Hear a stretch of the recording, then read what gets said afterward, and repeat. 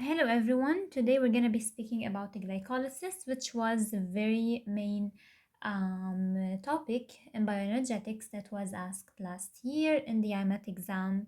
There were around like 4 questions, 5 questions about it. So, starting with glycolysis, glycolysis is the process by which the mitochondria of the cells, okay, mainly in the liver or other places or other organs in the body, it changes our glucose into energy, which is the form of ATP, adenosine triphosphate. So starting mainly with glucose, as we said, the glucose formula is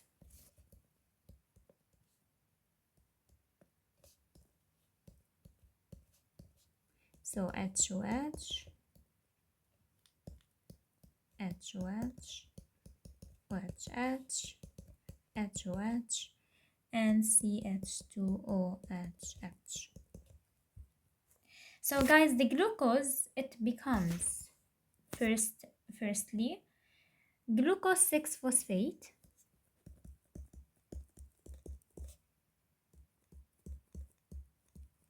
by an enzyme called hexokinase enzyme or glucokinase enzyme. The main difference between the hexokinase or the glucokinase, both of them, because glucose is a 6 carbon sugar, so it's a hexo, okay? However, the main difference is that the glucokinase have a higher Km, and the glucokinase is mainly found in the liver and the pancreas, however, hexokinase in other places in the body. So to change it from glucose into glucose 6 phosphate, this means we added the kinase. What does the kinase do? Kinase adds a phosphate plus B. It gives a phosphate group. Okay, so how can we change this formula? We just have to delete this OH and put instead the phosphate group, so we can draw it exactly the same.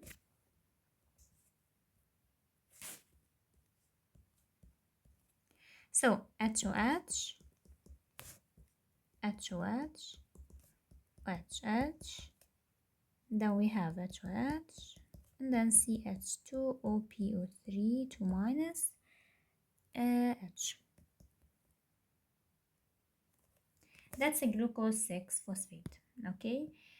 You must know, guys, that this reaction is an irreversible reaction and delta G prime is negative. And you must also know that for us to change it from glucose to glucose 6 phosphate, we must use ATP, so it's an energy using reaction producing ADP. Okay, so instead of triphosphate, now we have 2-phosphate, so diphosphate. And we also use Mg2 plus during this reaction. So that's for the preparatory phase reaction number 1, which uses ATP. So here we use ATP. Yes, I know that we want to produce ATP from the whole glycolysis process, but there are only 2 places by which we use ATP. We consume ATP for us to end up with a very high amount of ATP. So we just consume 2, however, we produce a very high amount. We produce around 38, okay? Number 2, by the way, this is called, this mainly help us to enter in the aerobic respiration. Anaerobic respiration, we're gonna go through this later. So now we have glucose 6 phosphate. So let's draw it again. So glucose 6 phosphate, okay? So H, OH, OH, CH2, no, sorry, okay, HOH. And then we have CH2, OPO3, 2 minus H, and then we have here H, OH. Perfect. So now what do we want to change the glucose 6 phosphate to?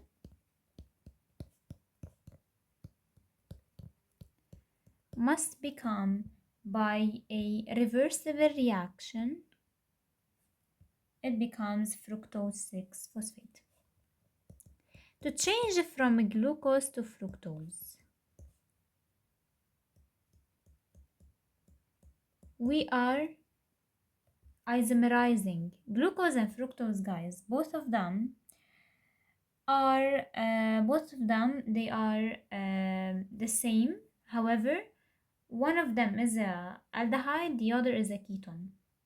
Okay, so for me to change glucose to fructose, I need to isomerize it. I need to make it an isomer, and that's why we use here the phosphohexose isomerase.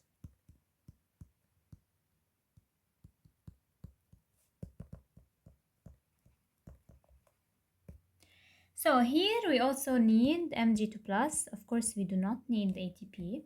And the fructose 6-phosphate, how does it become? So fructose is drawn in this way. So the only difference in the formula is that instead of HOH, it becomes OHH. Okay, so here we have CH2OH, OH, OHH, HOH. Here's the opposite, and then we have CH2, POPO3, 2 minus H. Okay, that's fructose 6-phosphate. That's number 2. The delta G here is positive. Number 3. So here we start with the fructose 6-phosphate. So let's try to draw it together. So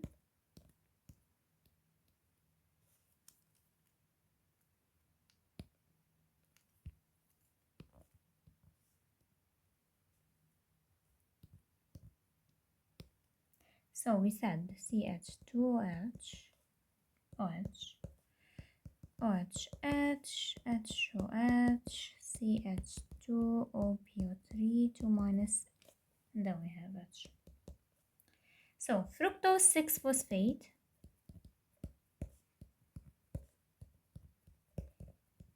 now we change it to fructose 1,6-biphosphate, and this is a irreversible reaction, and it's number 3, so we use ATP.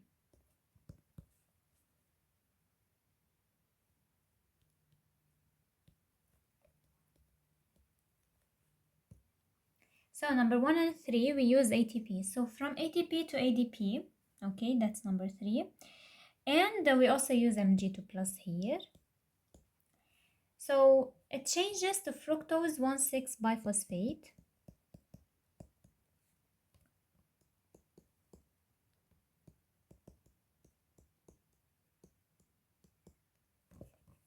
So 1,6-biphosphate means carbon 1 and carbon 6 must be phosphate. So now on carbon 1 we have an OH. We must just replace the OH by phosphatic group. Carbon 6 already has the phosphate, so we just keep it. So we draw it and we just replace the phosphate. So O, okay. So CH2, OPO3, 2 minus, and then we have OH. So then OHH, HOH, and then CH2, OPO3, 2 minus H. To change from fructose 6-phosphate to fructose 1,6-biphosphate, we need a kinase. Why we said kinase? We add a phosphatic group. Here we already just had one phosphate. We want to add a phosphatic group, so we need to use a kinase. Here we have fructose, so phosphofructokinase. So phosphofructokinase 1, PFK1. And in the regulation of glycolysis, this is a very important enzyme, which is, guys, this is a very important, that's the main limiting enzyme in glycolysis. Okay, so we must focus on this. Okay, so if they asked you what's the regulating enzyme, you must say PFK1 of glycolysis. Okay, so number 4, sorry, delta G here is negative.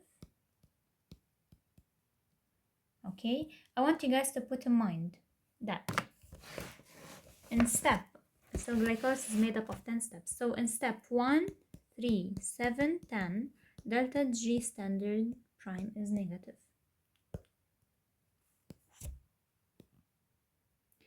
in step 1, 2, 3, 8, 7, 8, 10, we use Mg2 plus.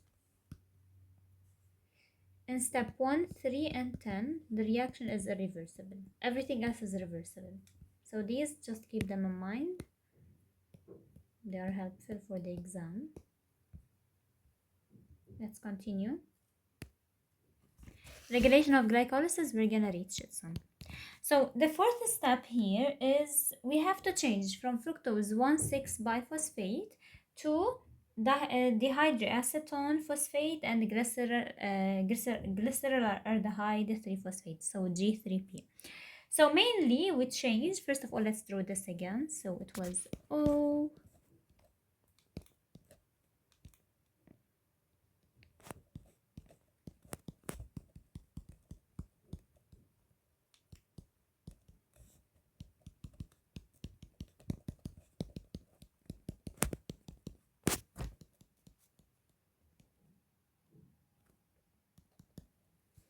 so that's fructose 1,6 biphosphate.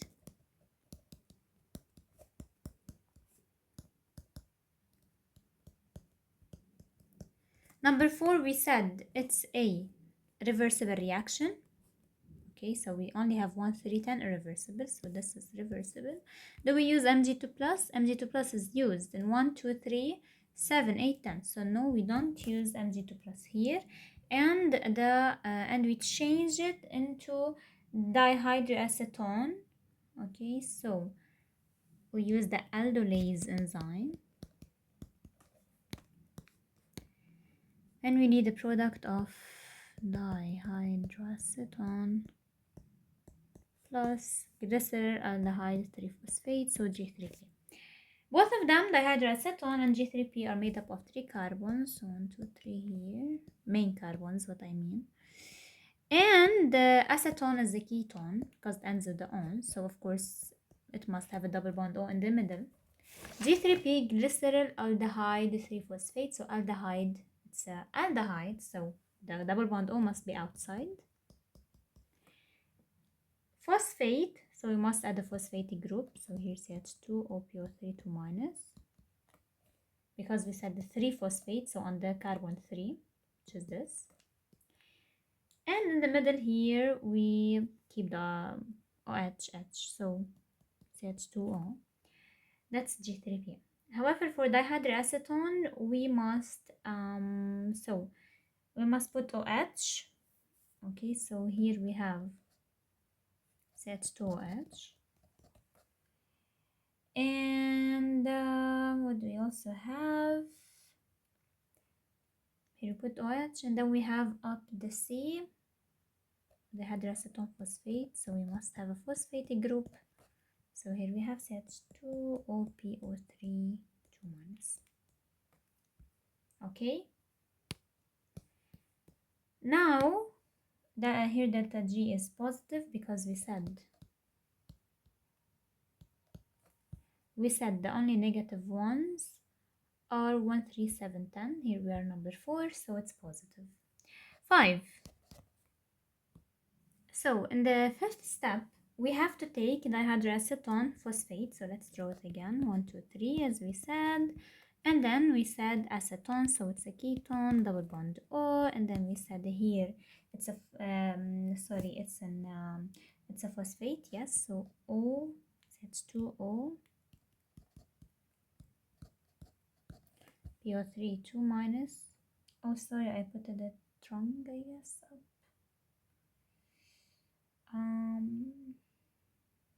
No, it's fine, okay.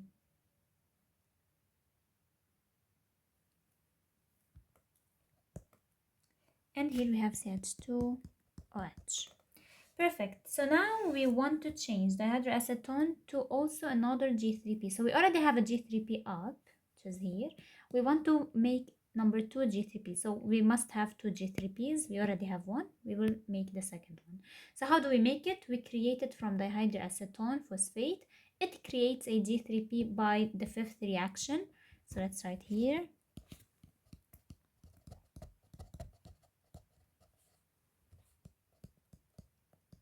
by a reversible reaction by an enzyme called triose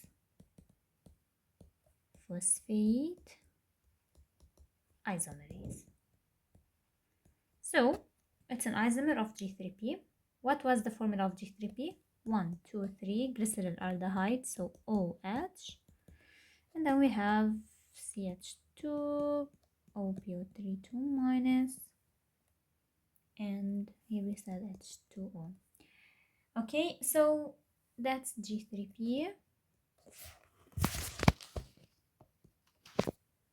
Delta G here is positive. Why? Because it's number 5. We said the only negative delta G's are 1, 3, 7, and 10. So 5 is positive. Triose phosphate isomerase. So until now, we have 2 regulatory enzymes that you already studied, which are hexokinase or glucokinase. Phosphofructokinase is a regulatory enzyme. This is not. This is not.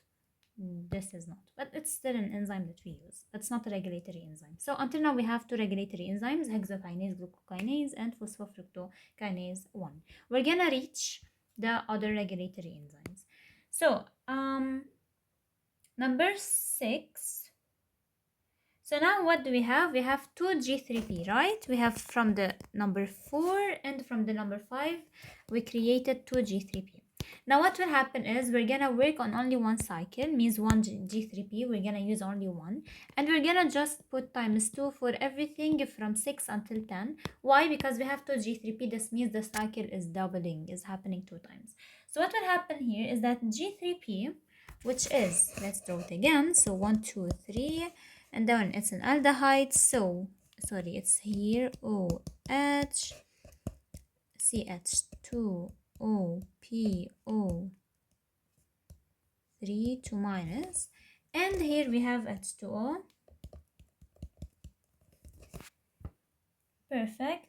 So that's G3P. What do we add on it here? We add API, so inorganic phosphate. How is the inorganic phosphate? It looks like this.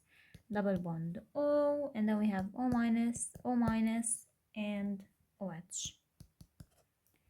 That's inorganic phosphate. We said it's a reversible reaction. It produces NADH from NAD plus H plus.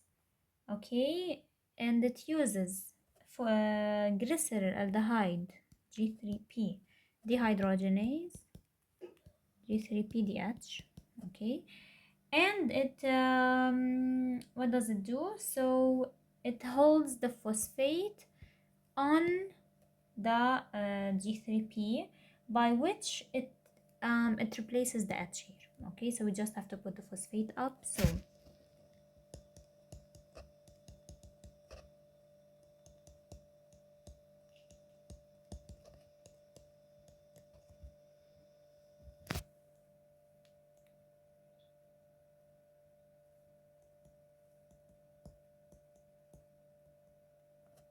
okay, the H's go. So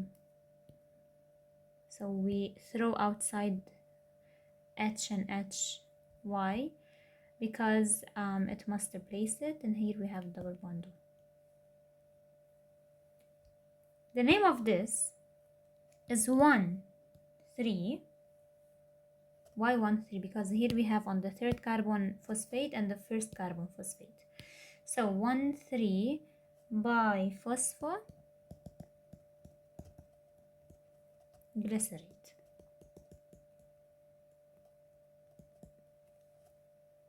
Delta G is positive. Okay.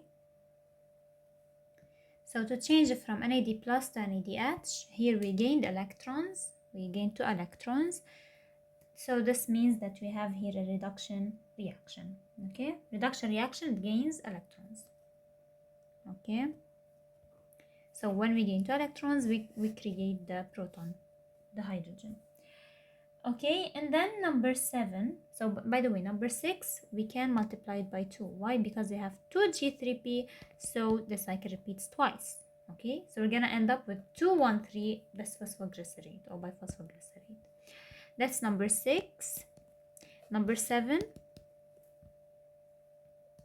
So now we have 1,3-biphosphoglycerate. So 1, 2, 3. We said that we replaced the phosphate. So we have here H2O. Here we have PO3. So H2O, PO3, 2 minus. And here we said that we replaced. So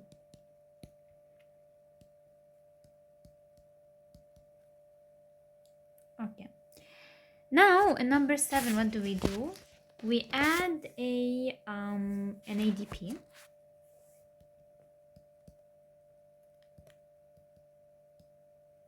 So adenosine diphosphate, so adenosine.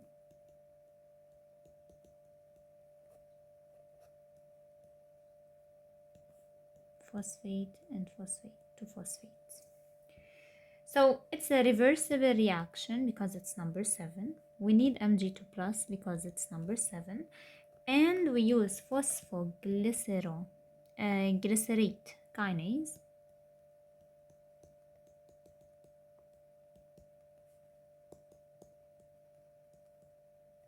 Okay. Kinase means we add a phosphate group to produce 3-phosphoglycerate and ATP. So here we started producing ATP in number 7. Okay, so we produce from a phosphoglycerate kinase, we produce 3-phosphoglycerate. So here what do? So we added ADP. The ADP must change to ATP by adding more phosphate. From where does she get the phosphate? ADP, it's diphosphate. It needs a phosphate to become ATP. So it takes this phosphate and then it adds it to itself. And then what will happen is it become ATP. And here we lost the phosphate. Do you understand how this is working? So here we take off the phosphate to give it to ADP. So the shape of the 3-phosphoglycerate will become like this. So here H2O, H2O, PO3, 2 minus. And here we have O and O minus because we took off the PO3, 2 minus. And then we have an ATP. So we have adenosine, P. That's the phosphate that we took from here. So here this is ATP. So we produced energy finally. And here delta G prime standard is negative. Phosphoglycerate kinase. Okay, phosphoglycerate kinase. Perfect. And number 8, of course, this is also times 2. Why? Because everything from now on is times 2. We're repeating the cycle 2 times. Number 8, we have 3-phosphoglycerate. So let's try to draw it again to remember it. So we have 1, 2, 3. We said we don't have a phosphate. So here we just have an O minus. Okay, and then here we have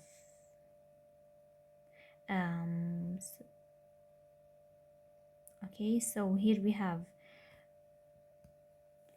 H2O, and here we have H2 OPO3, 2 minus. That's 3-phosphoglycerate. It changes by a reversible reaction by adding Mg2 plus.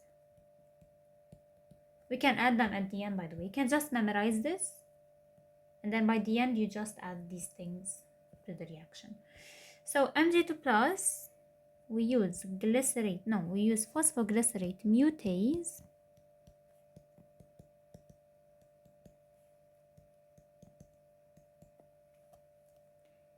Okay, to change it to 2-phosphoglycerate. So mutase is like isomerase, okay? As we are staying on the same molecular formula. So 2-phosphoglycerate, what does this mean? That we changed the phosphate from 3-phospho, it was in the carbon number 3, we put it on the carbon number 2. That's the only difference. So we just bring it up. So we just bring it like here. Okay, it becomes 2-phosphoglycerate. Okay, 2-phospho. So 3-phosphoglycerate becomes 2-phosphoglycerate. How? We said we have C, double bond, O minus, C. And then we must know that here we H, O, PO3, 2 minus. You see the phosphate become on carbon number 2. And then here CH2OH, we just replace it with the OH. Yeah, we just bring the OH down, so just replace it. Perfect. Delta G here is negative, positive. And yeah, phosphoglycerate mutase. So here we have phosphoglycerate kinase and then phosphoglycerate mutase. And number 6 is G3P dehydrogenase. Okay, so that's number 8 times 2, of course. So number 9, we ended up with 2-phosphoglycerate, right? So let's draw it again. So we put the phosphate here, so H2, HPO3, 2 minus. And then we had here OH, so CH2OH. So that's 2-phosphoglycerate. Reversible reaction, we use enolase. The word enolase means I'm using water. Okay.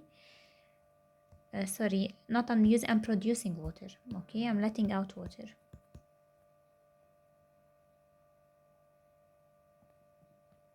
Okay, so I let out the H2.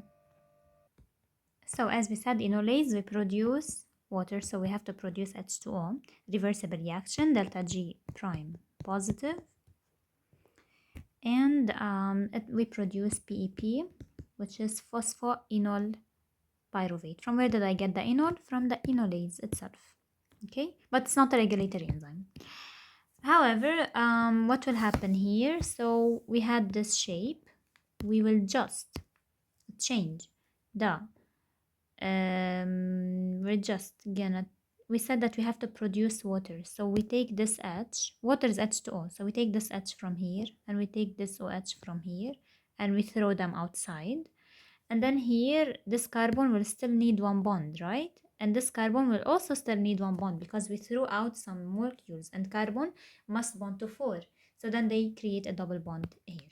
That's what will happen. So PEP is the same formula, so OO minus, and then C, here we have OPO3 2 minus. As we said, we threw out the hydrogen. Why? To produce the water outside. So then here we have a double bond CH2. Why? Because I threw out the OH to produce the water. So that's phosphoenol pyruvate.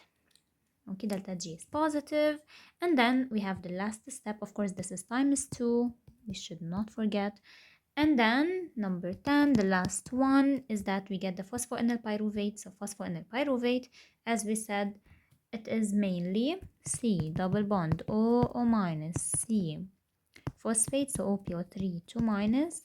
And then we said that we have CH2 down double bond, that we're gonna add to it an ADP, so adenosine diphosphate, so adenosine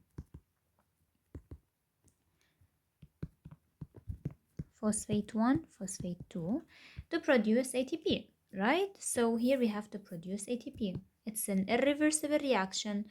We use pyruvate kinase. Okay, so pyruvate. What does kinase means? I'm adding a phosphate. So pyruvate kinase, guys, this is another regulatory enzyme. So now we have the 3 regulatory enzymes that we're gonna talk about later. We have pyruvate kinase, glucokinase, hexokinase, and PFK1 phosphofructokinase. So all of these enzymes, regulatory enzymes, are kinases produced by adding phosphate. So here we use Mg2 plus and K plus, so magnesium and potassium ions.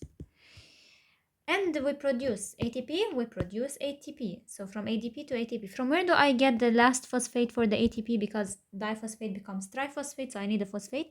I bring it from here. So what will happen is that I'm going to take it up from here.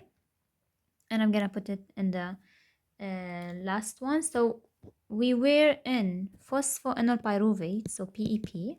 We produce pyruvate itself. So pyruvate as a formula is 1, 2, 3 we took out the phosphate from it, so here we're gonna have a double bond O, okay, and we have O minus, double bond O, and then down we have CH3 as we said. So then we have ATP, so ATP, number 10, we produce ATP. So in this way we have adenosine, 1 phosphate, second phosphate, and third phosphate that we brought from the PEP. Okay, delta G here is negative. And yeah, we used pyruvate kinase, which is a regulatory enzyme. Of course, times 2, and that's it. Okay, so that's mainly glycolysis. And what we must know about glycolysis is that as a production, let's check here, what did we produce? So mainly we produced we used 1 ATP and we used another, so we used 2 ATPs in 1 and 3, and then we produce for one, I'm speaking about for 1 G3P because here instead of multiplying, for 1 G3P I have here an ADH, so 1 NADH. For the whole glucose it's 2 NADH, okay, and then I produce also ATP, so here I got number yes, number 7 I produced 1 ATP, number 10 I produced another ATP, so I have 2 ATPs, so then times 2 it becomes 4, so we have 4 ATP for 1 glucose molecule. And yes, for the regulation of glycolysis, what should I know mainly for the main regulation? Okay, so here of course we have regulatory steps.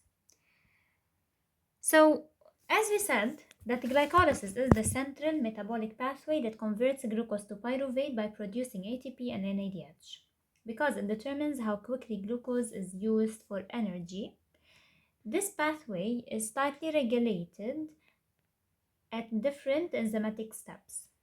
Okay, regulation occurs through allosteric control and through covalent modification, through energy charge, and through hormonal signals. So let's write down what are the different regulatory steps in glycolysis.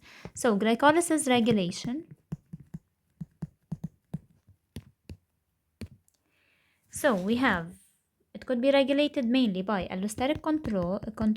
What does allosteric control means? By enzymes. Covalent modification, energy charge, hormonal signals. Can also be regulated by hormones. So we said that we have 3 regulatory enzymes and we just did them up. So it was hexokinase, glucokinase, phosphofructokinase. So in the step 1, step 3, and the step 10, pyruvate kinase. So the enzymes that we use are, or the regulatory enzymes are, number 1, hexokinase or glucokinase. Everything are kinases, okay? Phosphofructokinase, PFK1. And lastly, we have pyruvate kinase, which was in step 10. Okay, phosphofructokinase was in step 3. And the first, so 1, 3, and 10. Okay, 1, 3, and 10 is also an irreversible reaction. So you can just put it in mind in a way that the limiting enzymes or the regulatory enzymes are the enzymes that only work on irreversible reactions in glycolysis, okay, which are 1, 3, and 10 mainly. So phosphofructokinase, pyruvate kinase. Okay, so the hexokinase or glucokinase, we usually use them to in the first step, so glucose to glucose 6-phosphate. And then we have phosphofructokinase from fructose 6-phosphate to fructose 1,6-biphosphate, and 10, step 10, pyruvate kinase, phosphoenol pyruvate to we change it to pyruvate. Okay, so what's the main job of each of these regulatory enzymes? So the first one, hexo or glucokinase, they control glucose entry into the pathway. So that's the regulation importance. So they control glucose entry into pathway. Phosphofructokinase 1, so it's a rate limiting step, and this to really keep it in mind. And then the pyruvate kinase, which is in the last step, so that's the final ATP generating step.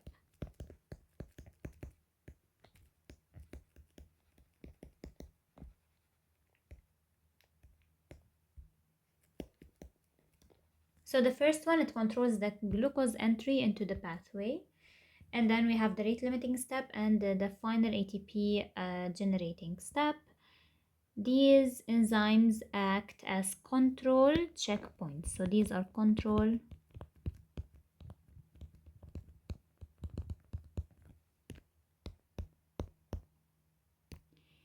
Okay, let's speak about one by one. How do they do the regulation? So we said the regulation can happen by allostatic enzymes, by covalent modification, by hormonal signals, and by energy charge. It really depends on each one of these. The regulatory enzymes are the first one, the third one, and the third step, and the 10th step, by which the first one is it controls the amount of glucose that will enter the cell. The second one, it will do a regulation by which it's the rate limiting step. And the third one, it's mainly the last generating ATP step, or the last generating ATP enzyme. So let's start speaking about the first one in details, and then the second one in details, and then the third one in details, and then we speak about each one of these, how the regulation happens. So here I want to speak about each one of them. Let's start with the first one, which is the hexokinase or glucokinase. So the reaction of hexokinase or glucokinase, let's go back to the first reaction. So we keep it here. So we started with the glucose. We used ATP. We produced ADP and glucose 6-phosphate. Hexokinase exists in the most of our body tissues. The inhibition happens by glucose 6-phosphate, okay, which is the product inhibition. So the hexokinase is inhibited by the product, by glucose 6-phosphate. So if I have a high amount of glucose 6-phosphate, hexokinase cannot work its job, okay? That's called product inhibition. This means that it prevents excess glucose phosphorylation when downstream metabolism is slow. However, the glucokinase, because I was speaking about hexokinase, the glucokinase, as we said, it exists in the liver and in the pancreas, specifically in the pancreatic beta cells which produce the insulin. Okay, so here we have properties of glucokinase by which it has a high Km. It's inhibited by glucose. It's not inhibited by glucose 6-phosphate as the hexokinase is, and its function, it handles high glucose level. Why? Because insulin handles high glucose level. It decreases the glucose in blood, so it's an insulin dependent enzyme. So the glucokinase regulation, it happens or it occurs through glucokinase regulatory protein, GKRP, in the liver. And it also has hormonal regulation, which is the insulin that we just said, and glucagon. So as we said, we have a difference between hexokinase and glucokinase. Hexokinase is inhibited by the product, by G6P. However, the glucokinase is not inhibited by the product. Glucokinase have a higher Km. Hexokinase have a low Km. Glucokinase, it works in the it can be regulated by insulin. It controls how much glucose we have in the blood. However, the hexokinase, as we said, it mainly so the hexokinase, it mainly prevents the high amount of phosphorylated glucose when we have a low metabolism or slow metabolism. Okay, And insulin, it usually increases the expression of the glucokinase. So whenever we have a high amount of insulin, we have a high expression of glucokinase because it's mainly regulated by it. Then we have in step 3 phosphofructokinase 1. It's another regulatory enzyme, and we called it's the rate limiting step. Okay, so the reaction here is we were in the fructose 6 phosphate, we became a plus ATP, and then we produced fructose 1,6 biphosphate plus ADP. So we did the same thing, we used energy to produce ADP. That's called an allosteric regulation. So here, who inhibits this PFK1? ATP inhibits it, okay? Because if you are on a high energy state, okay, if you are on a very high energy state, I don't think we still need PFK1, okay, because we're trying to produce energy in this way. Citrate can inhibit it also, and the low pH, especially in the muscle, also inhibits the PFK, phosphofructokinase 1. What activates it is a low amount of energy, which is monophosphate, so AMP. ADP can also activate it, and fructose 2,6 biphosphate can also activate the PFK1. What's the role of fructose 2,6 biphosphate that can also activate bisphosphate, which can also activate the PFK1? It's the most powerful activator of PFK1. It activates it. It inhibits fructose 1,6 bisphosphatase, okay, which exists usually in the gluconeogenesis, by which we produce glucose. Everything called phosphatase, it's the opposite of kinase. So kinase, we add a phosphatic group. Phosphatase, we take out a phosphatic group, and thus we coordinate the glycolysis and the gluconeogenesis at the same time. So PFK1 is a very important enzyme by which we change from fructose 6-phosphate to fructose 1,6-bisphosphate. In this way, we said it's activated by AMP, by fructose 2,6-bisphosphate, and by ADP. It's inhibited by citrate, by low pH, especially in the muscle, and by a high energy state, by ATP. The role of fructose 2,6-bisphosphate is to activate PFK1 and to inhibit fructose 1,6-bisphosphatase, which exists in the gluconeogenesis. So in this way, PFK1 is a rate committed limiting step by which it regulates glycolysis and gluconeogenesis. Okay, we must also know something about the PFK2 and PFPase, FBPase 2 at the same time before we change to the last regulatory enzyme. So about the hormonal control via PFK1 and FBPase 2, we must know something, that the levels of fructose 2,6-bisphosphate, okay, which was a main activator of PFK1, okay. So the levels of this enzyme are controlled by the bifunctional enzyme of PFK2 and FBPase 2, or fructose 2,6-bisphosphatase, okay.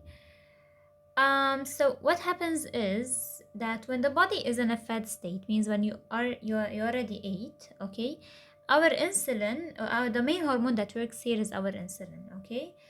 The effects are we dephosphorylate PFK2, okay, and we increase fructose to 6-bisphosphate, and in this way we stimulate glycolysis, because when we have a high to 6-bisphosphate, we are activating PFK1. If we activated PFK1, we are increasing glycolysis. However, when we are in a fasting state, our hormone that works is glucagon. So here the mechanism happens by which that the CAMP, it makes our PKA activation, okay, protein kinase A activation, and then here we have phosphorylation of PFK2 or FBPase 2, and then here we have a decreased fructose to 6-bisphosphate, means I'm inhibiting glycolysis and I'm stimulating gluconeogenesis, okay. So I'm stimulating the gluconeogenesis.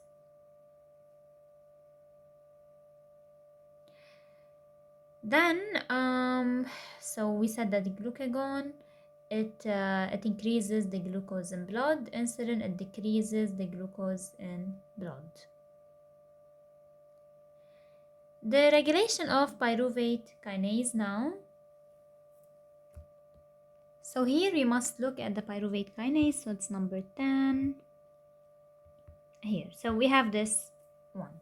So we have PEP, phosphoenol pyruvate, plus ADP, it gives pyruvate plus ATP. Here we have an allosteric regulation. So we have fructose 1,6 bisphosphate, okay? It usually feeds forward activation, by which it's an activator. So who activates the pyruvate kinase? It's fructose 1,6 bisphosphate, okay? And who inhibits its ATP and alanine and acetyl-CoA. Okay, so it inhibits the pyruvate production or pyruvate kinase. Here we have something called the covalent regulation, as we said before, which usually happens in the liver. So the glucagon, it makes phosphorylation, it becomes an inactive enzyme. The insulin, it makes the dephosphorylation and it activates the enzyme. Okay, this ensures that the glycolysis slows during fasting. Okay, and we have number 6, it's the energy charge regulation, by which we have the glycolysis responds to the cell's ATP or ADP or AMP ratio. If we have a high ATP, we are inhibiting glycolysis. If we have high AMP or ADP, we are stimulating glycolysis. Glycolysis accelerates when energy is needed. Then we have to speak about the oxygen availability, which is called the Pasteur effect. So when oxygen is low, we're gonna go for anaerobic glycolysis, by which we do fermentation, lactate fermentation used by which pyruvate is converted to lactate by lactate dehydrogenase, and this regenerates NAD plus to keep glycolysis running. However, glycolysis can also interact with different metabolic pathways like gluconeogenesis, like citric acid cycle, by which we are doing aerobic respiration, and it can also go through pentose phosphate pathway. So gluconeogenesis, pentose phosphate pathway, and citric acid cycle. Okay. The difference between the liver regulation and the muscle glycolysis regulation is that although the glycolytic pathway is the same, at the same time, it could differ depending on the tissue's function. So in the liver, the glycolysis, it maintains the blood glucose homeostasis, and the muscle produces ATP for contraction of the muscle. Okay. So as we said that the liver, it maintains the blood glucose. So in the liver, it uses the glucokinase, high Km. We said that we have here the glucokinase regulatory protein, and it's not inhibited by glucose 6-phosphate. It's induced by insulin. And yeah. So its function is to remove excess phosphorylated glucose after meal or glucose after meal. And in the muscle, we usually use hexokinase, by which it has low Km. This means that works even when glucose is low. Okay, so when we don't have a high amount of glucose, hexokinase works. It's inhibited by glucose 6-phosphate, and its function is to ensure muscles always getting glucose for energy. So the first one, glucokinase, it removes excess glucose after meals. However, the muscle, it ensures that the glucose, that we have glucose to contract and to make energy. Okay, and that's mainly the difference. About the PFK1, phosphofructokinase 1, which is the rate limiting step, we said that it's activated by AMP, ADP, fructose to 6-bisphosphate, inhibited by ATP and citrate. That's in the liver and the muscle. However, in the muscle, we just can add the pH thingy because pH mainly works more in the muscle. If it's acidic pH or low pH, it also can inhibit PFK1. Why? Because during intense exercise, we are accumulating the lactate, we are accumulating the anaerobic respiration because the aerobic won't be enough. So lactate is a lactic acid, it's acidic, so it lowers the pH. We have a low pH, so now we have an inhibition of PFK1. So this means that we are inhibiting PFK1, okay, and we are preventing excessive acidification.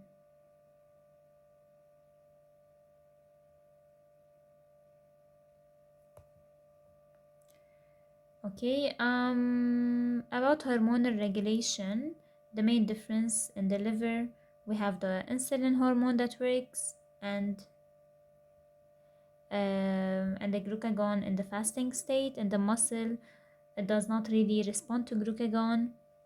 The regulation mainly depends only on ATP levels, AMP levels, and oxygen availability.